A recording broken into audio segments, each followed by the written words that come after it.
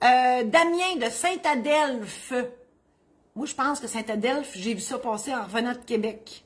Mon chum pourrait me le dire. Il me semble Saint-Adelphe. Hein, Martine, sais-tu? Elle ne sait pas.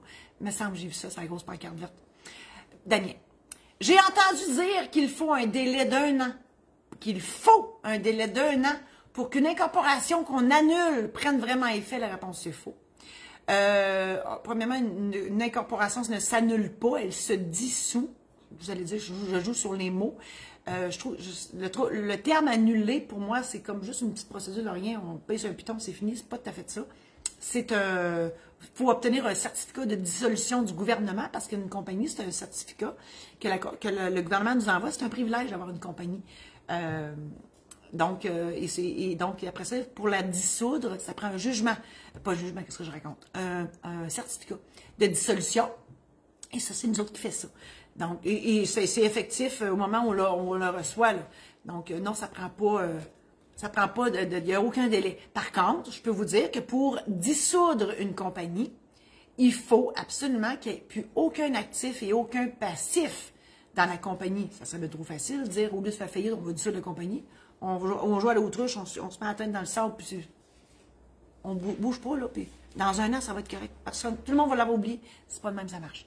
Voilà.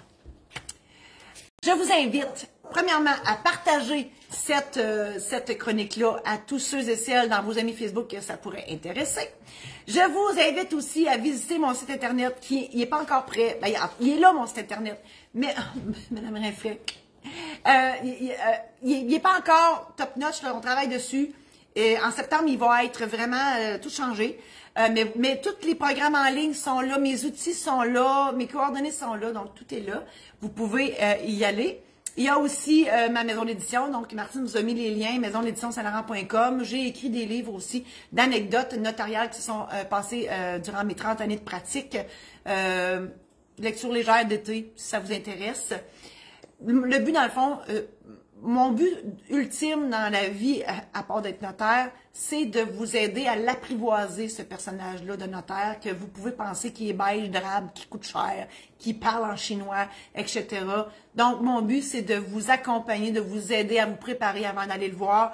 C'est tout ça que je fais. Même mes anecdotes de notaire servent à ça dans mes livres. Donc, c'est vraiment mon but ultime de vous aider, en fait, dans toute cette paperasse, cette blabla-là qui est plate.